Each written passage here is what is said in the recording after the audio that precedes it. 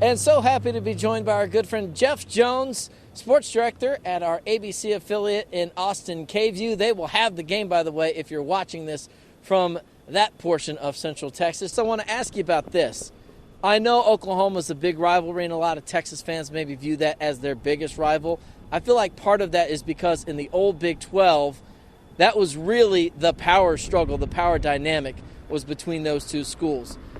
Not to be a shill for the SEC, but to you, does it feel like this time it just means more in that not only is it a tougher conference, but these two schools maybe are on more level footing than they have been historically?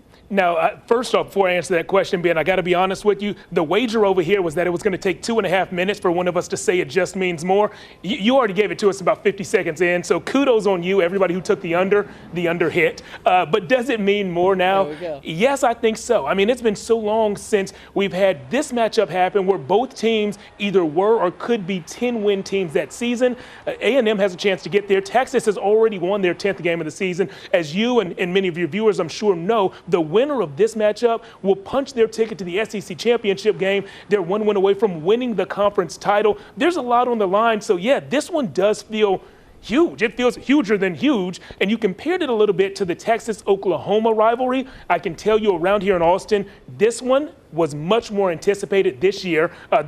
The A&M game was much more anticipated than the OU game. And the fact that it's the last regular season game just adds something to it that OU game doesn't have. So, yeah, they're two different feelings to two different rivalries. But this year in particular, this game takes the cake. Yeah, it just feels like, you know, if you stumble on the mountain like Texas in the past, you maybe slip up against A&M, you're still Texas at the end of the day. Now, not only with A&M, but you look around, like you fall too far behind, it's a lot harder to climb back up that mountaintop. I want to ask you about some X's and O's now. I think the big thing a lot of A&M people are hoping for is that this pass rush for the Aggies can wreak havoc for Quinn Ewers. I know the offensive line is really good for Texas, but they've had a little trouble at times. You know, Georgia, Arkansas had their moments. How do we feel about the offensive line for the Longhorns going up against this Aggies pass rush? UT has an extremely experienced, veteran, talented offensive line, and when they're clicking, I think they're one of the best O-lines in the nation. You have at least 2 future first-rounders on that offensive line, both of the bookends, the tackles, but when things aren't going well on the O-line, you see what happened in October against Georgia. Texas allowed 7 sacks in that game and lost that game. That's their only loss of the season, and it was because they got beat up front. The Georgia D-line was the most dominant unit in that game, and they whooped the Texas offensive line at times. If that happens again, that's going to be bad news for the guys wearing burnt orange.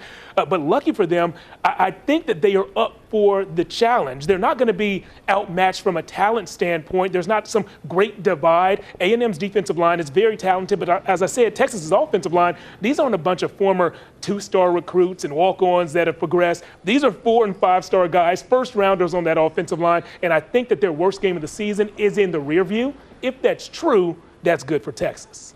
Hey, speaking of 4- and 5-stars, want to flip it on the other side of the trenches for the Longhorns. We know how dominant that front seven was for UT last year with one of our local guys, by the way, T'Vondre Sweat. You're welcome. But listen, they've reloaded, and I think that was a big question mark coming into the season, but they seem like they've been doing pretty well here lately. A&M leans so heavy on their run game. Wondering, A, how have you seen that defensive line regroup and reload the way they have, and B, against a team that likes to run the ball, how do you like that matchup? Yeah, reload is definitely the right phrase. You know, 2 years ago, it was Keandre Coburn and Moro Ojimo. They were the guys who were on the interior of that Texas D-line. They ended up getting drafted, and a lot of people around Austin were like, who's next up? Is this position going to be one of weakness? And all they did was plug in T'Vondre Sweat and Byron Murphy, a future 1st and 2nd round pick. They have reloaded once again. This year they have better edge rushers, but the interior of that line, the real run stoppers in the group, are still stout. Are they as good as last year's dynamic duo in there? No, they're not a 1st and 2nd rounder, but they are still very stout in there. I think they are up to the challenge, but we'll see. A team that commits to the run, especially if the Aggies have early success on the ground and they just keep pounding the ball on the ground, we'll see what happens and how Texas's D-line can hold up. But that rotation that they have has prepared them for this. There's a lot of depth in the interior D-line. And real quick, looking at the schedule, you mentioned the Oklahoma game earlier, and I know Georgia, but put the Georgia game aside. I know a lot of Longhorn skeptics, if we'll call them that, have said, not sure what we can make of this Texas team because who have they really played aside from Georgia, and we saw what happened against Georgia. My question to you is less about that, but do we feel like this is the toughest test the Longhorns have had, save for that game against the Bulldogs? Aside from Georgia? Yeah, I think so. And I think it's the right time for that type of test. So, yeah, I think that A&M is the toughest test that UT will have faced aside from Georgia, and we'll see if they're ready to answer that test because the next week they could have an SEC championship, and then after that they could have 3 or maybe even 4 playoff games that, of course, mean everything to every member of this team. Okay, so then that kind of leads into my last question for you. How have we felt about the last few performances? I know, Florida's a weird game because it's like you beat the brakes off them, but they don't really have a quarterback, so I know a lot of people are discounting that. But Arkansas, it got a little frisky at times, and then Kentucky, I don't think that game was necessarily ever in doubt, but it wasn't dominating all the way through. So I guess given that, coming into this game, where do you feel like this team is, or do you feel like maybe it just won't matter? We're going to see the best version of Texas because of how much this game means?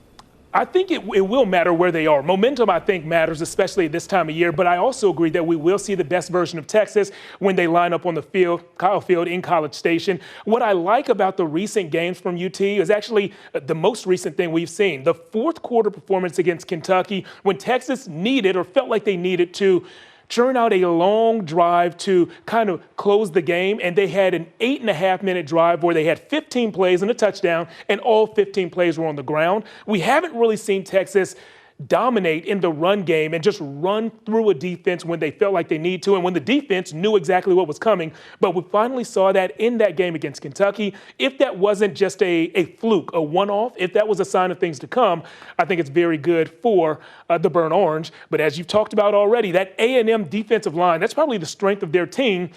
That's going to be a tough D-line, a tough front seven to run on. So if Texas can prove that their rushing attack, their ground game, especially interior runs, works against A&M, I think it'll work against almost anyone. We'll see how it all plays out. Jeff Jones, thank you so much for joining us. And by the way, if you're watching this and you're going to maybe be down in the Austin area for Thanksgiving, watching this game with friends and family, be sure to check them out on ABC, KVUE down there, and their wonderful post-game coverage. I'm sure they'll do a great job. Jeff, thanks for joining us, man. Anytime.